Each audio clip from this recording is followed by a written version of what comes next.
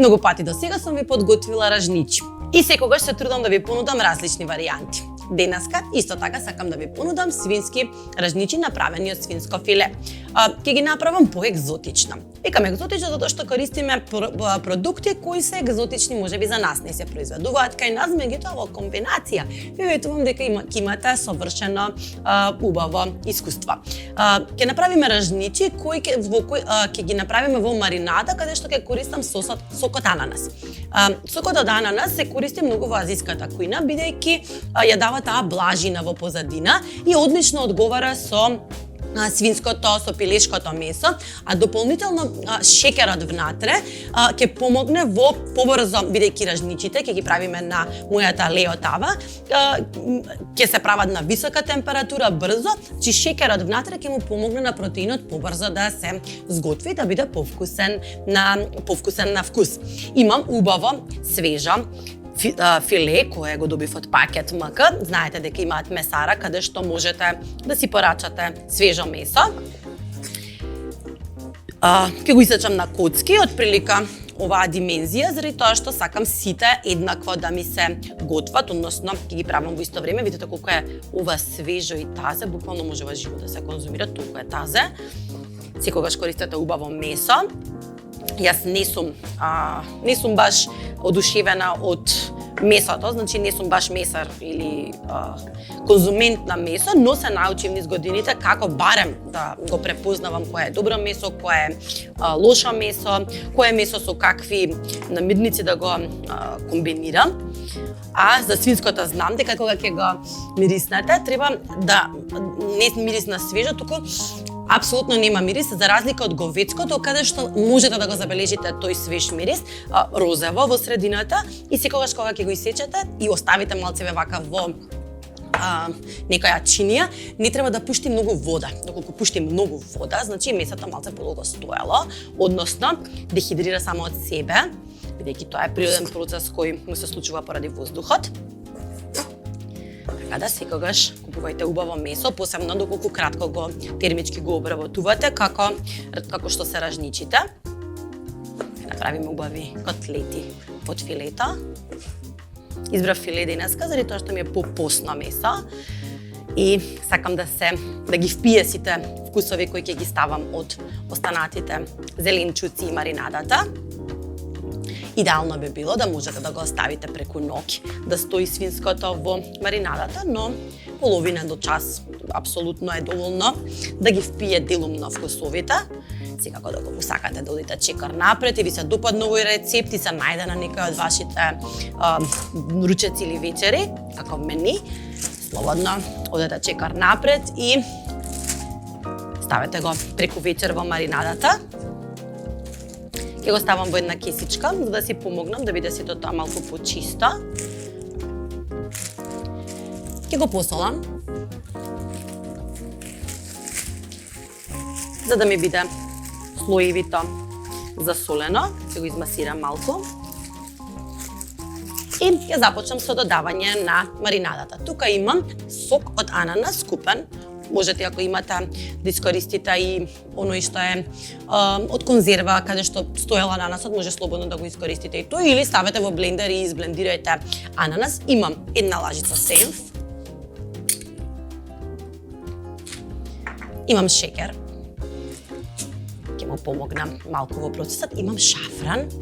Шафранот ќе биде денешниот зачин кој ќе биде доминантен во ова јадење. Црн бибер.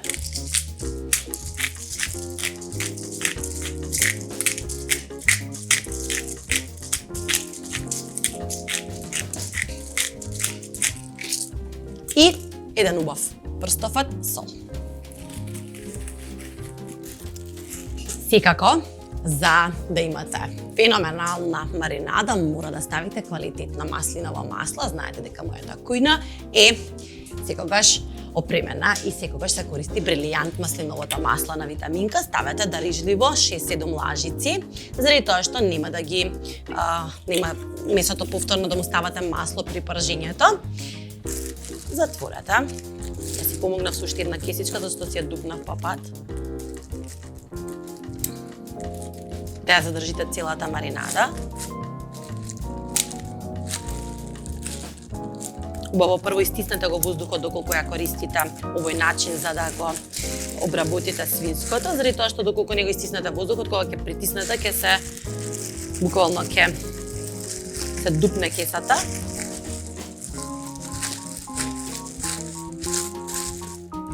Внатре, од кога го додадов свинското и свинското ги прими првите зачини, за малку да ги ароматизирам, ќе ги ставам и печурките. Ќе ставам по 2 печурки за секое стапче, заради тоа што печурките се сунгирести, малку понеутрални во вкусот, потребно им е да примат од вкусовите кои дополнително ќе ги ставите. Јас ќе додам на секое стапче по малку кроми, по малку манго, по малку зелена пиперка и ќе направиме еден совршен спој на сите вкусови, но печурките бидејќи се баш неутрални, им треба малку да примат. Ќе ги ставам во кесата и ќе го одморам половина час пред да ви покажам како понатака ќе продолжиме со рецептот.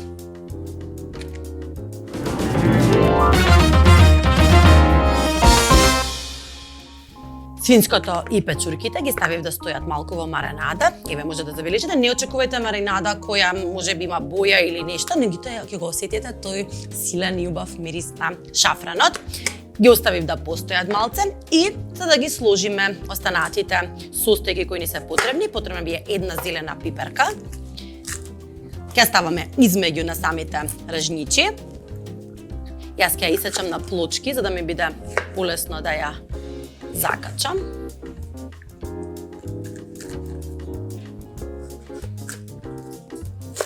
Ми треба само како вкус, ми одговара никако во целата комбинација. Следно, ќе го исечам кромидот на коцки.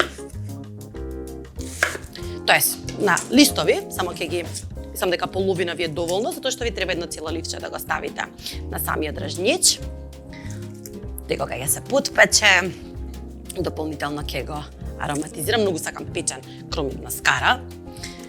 Кромидот во основа е лут, нели, како меѓутоа е зеленчук кој содржи многу шеќер внатре и во допир со топлината тој шеќер се активира и во суштина добивате благо јадење. Кромидот е благиот дел во јадење, не знам дали сте знаеле, дали така го употребувате, јас барем така го употребувам. Имам едно манго. Ќе го исечам, ќе го излупам. Тоа можам да си го дозволам заради тоа што моите ножеви ги држам остри со помош на алатката од карес. Мангото мора прво да го излупите, не знам дали сте исекле манго, тој има коски има на две места, така што ќе проверите секогаш каде е коската, меѓутоа мене ми е позгодна вака, заради тоа што ми треба да исечам баш коткички, па ќе исечам додека дојде коската. Ќе сечам прави ленти, но претходно ќе го излупам.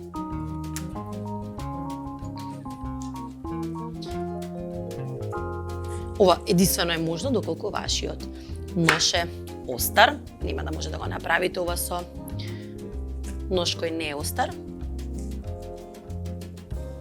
На исти начин се обработува и ананас.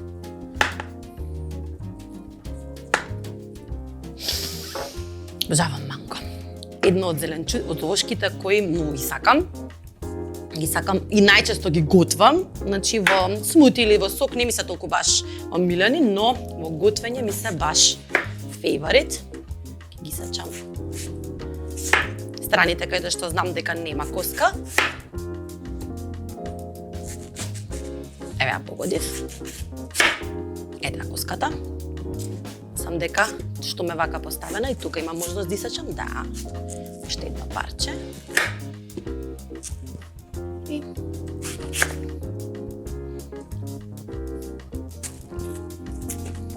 Нема веќе.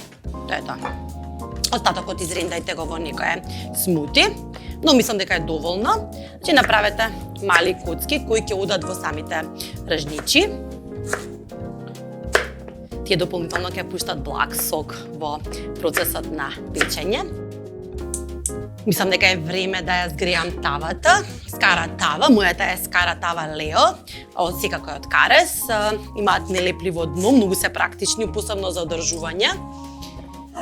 И секогаш кога можете да си го подобрите квалитетот на готвењето и да си ги забрзате работите, слободно правете го тоа, карес ви го овозможува. Имам вишни, ќе ги ставам целите во моите печурки и месо и ќе се обидам да ги набодам, да ги уловам во текот на правењето на ржничите. имам сапчиња за ражничи, секогаш намокрете ги, значи пред да ги користите, заради тоа што дрвото од стоење во филка може да се исуши, па да ви се изгорат и да имате вкус на изгорено дрво и почнете со редење на ражничите. Имате парче месо, ја оставив тука вишната, печурка, манго, ставете од се, каромит, пиперка, месо, вишна со печурка, цреши, исто така би била одлична комбинација, доколку го правите овој рецепт во лето, ставете цреши свежи во цела оваа комбинација, ќе бидат одлични. А следно што ќе ви подготвам и ќе се обидам да го спојам рецептот, ќе биде рижото од шафран, еден од моите омилени рецепти. Ги ставам на страна додека ги подготвам сите. Сам дека загријана е тавата, веќе можам да ги ставам да се пржат. Пржете ги по 6-7 минути на од една и од друга страна. На свинското му требаат од прилика 12 до 15 минути да биде комплетно испечено на скара, меѓутоа бидејќи моето е тенко, многу свежа, ќе го печам околу 10 минути. Ќе продолжам со правење на моите ражничи.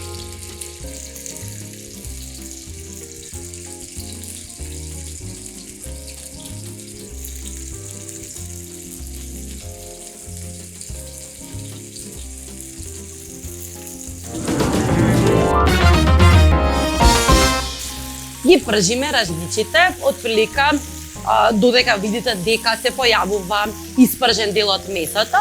Внатрешноста на филето, доколку ја сакате да биде баш поровко, слободно ставете го розево. Ви кажав дека ако употребите квалитетно месо, може да го конзумирате и помалку печено. Моето беше баш денеска пакет МК се имаат надминато во квалитетот. Обожавам кога ќе добивам квалитетни намирници со кои може да создавам рецепти. Ќе ги допржам ражничите, а следно што ќе ви подготвам ќе биде рижото, нежно, убаво, ароматизирано, кое ќе биде исклучиво ароматизирано со шафран.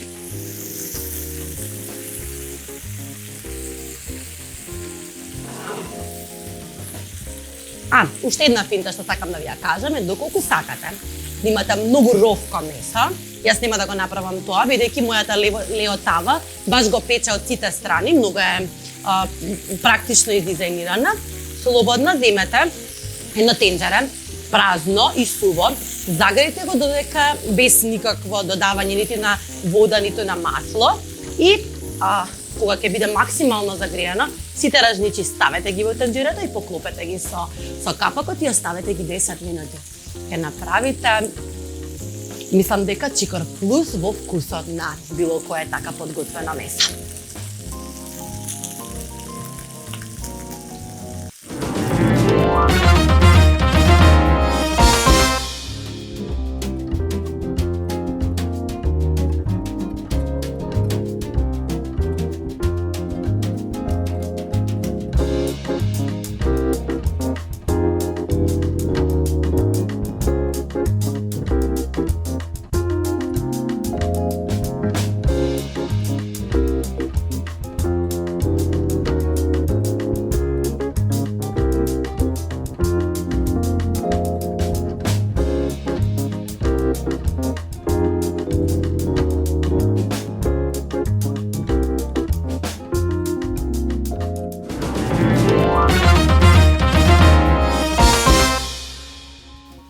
Следниот прилог кој ќе оди феноменално со моите ражничи, каде што во основа ви кажав дека употребив шафран. Шафранот ќе биде доминантен зачин на денешниот ден.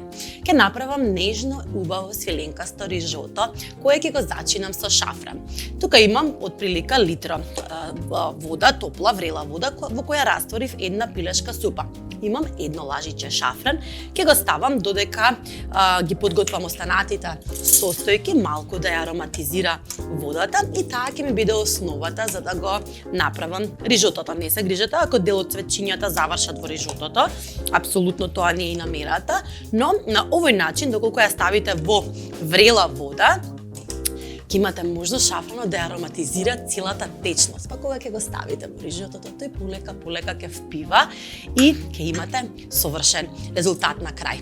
Имам тенџере, секако програмата Лео на Карес.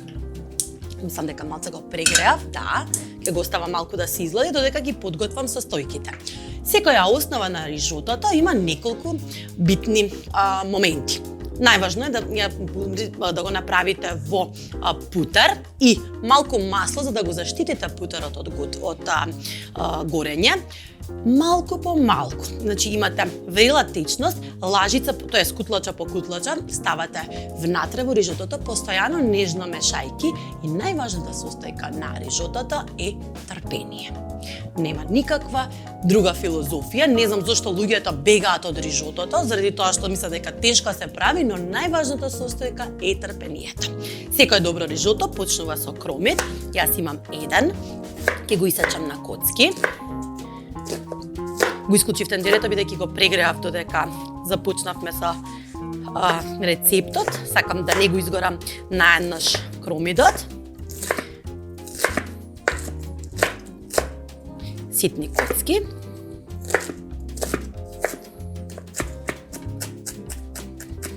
Нема да ставам лук. Кога би го подготвила обично рижотото би ставила можеби со други зачини, лук, пармезан на крајот, но шафранот е доволна звезда сама за себе за да може самостојно да направи еден оброк. Шафранот кој можеме да го добиеме во нашите, да го купиме во нашите маркети или да го барачате од пакет МК, во суштина не е оној оригинален шафран кој не знам, знаете дека шафранот е најскапиот зачин на светот. Афганистанскиот шафран или ирански или оној кој можете да го купите, да речеме во маркетите, во Мирис Чарши, мислам дека се вика во Истанбул. Се движи со цена од околу 30 до 60 евра од 1 грам. Но разликата во тој и овој шафран е што за овој шафран потребно ви е да ставите скоро цела лажица за да го добиете мирисот кој би го добиле со само еден конец од оној кој е оригинален шафран, но апсолутно домашна кујна доволно е. Ово е баш мирисен и одличен. Ќе ставам една лажица путер и ќе ставам 2-3 лажици маслиново масло за да ми го заштити путерот од горење. Ќе го ставам кромидот.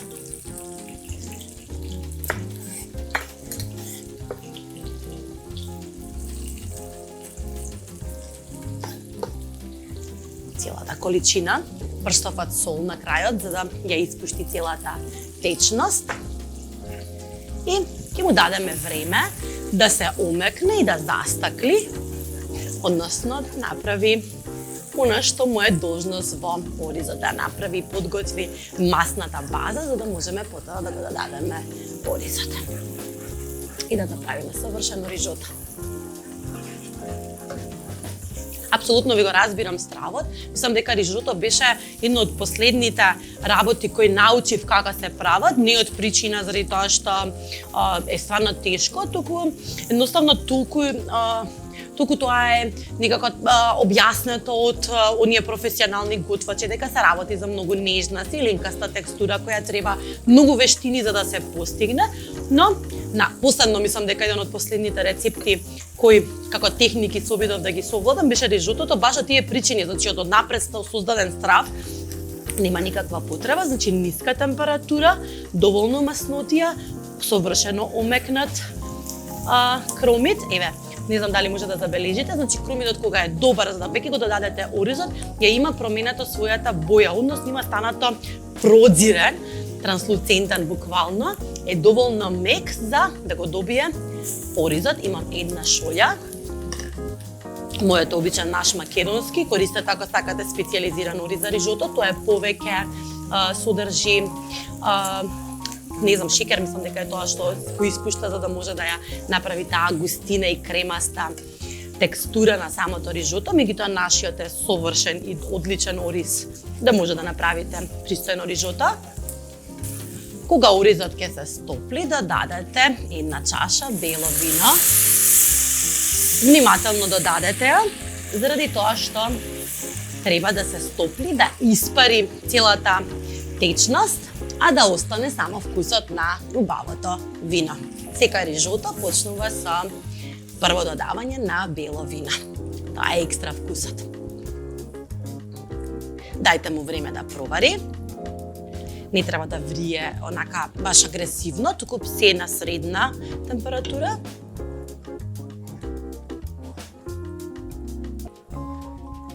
И следно што може од кога ќе изврие течноста е додавате лажица по лажица. Односно, кога ќе видите дека оризот веќе станува кремаст и густ, додавате следната чаша. Секогаш користете топла супа.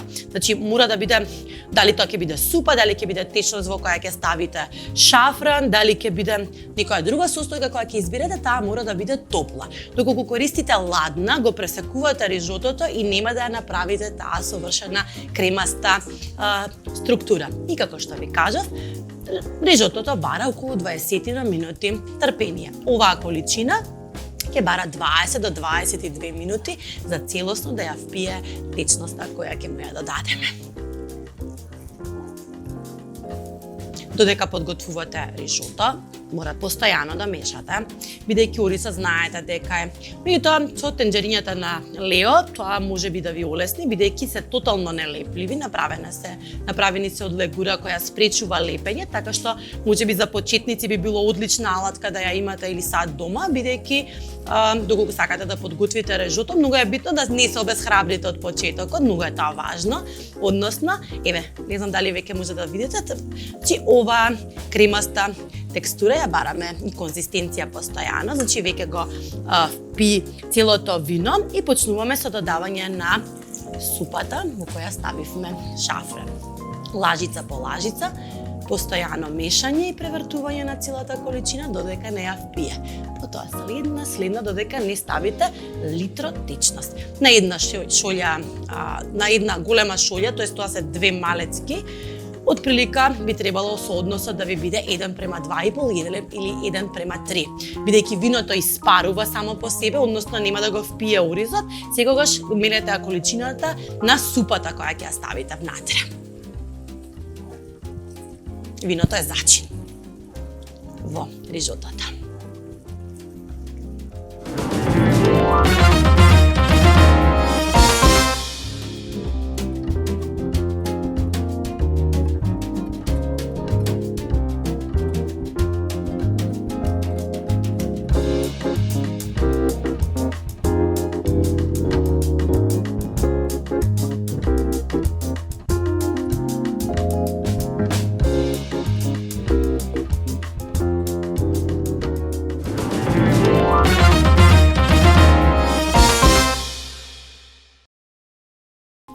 Со целото трпение кое сте го вложиле, ова е крајниот резултат. Значи треба да имате баш кремасто, убава текстура. Сервирајте го рижотото. И тоа беше се за денес. Ви подготвив едни малку поинакви ражничи. Ке подготвуваме веројатно и друг тип на ражничи кои ги послужувам со убаво нежно рижото.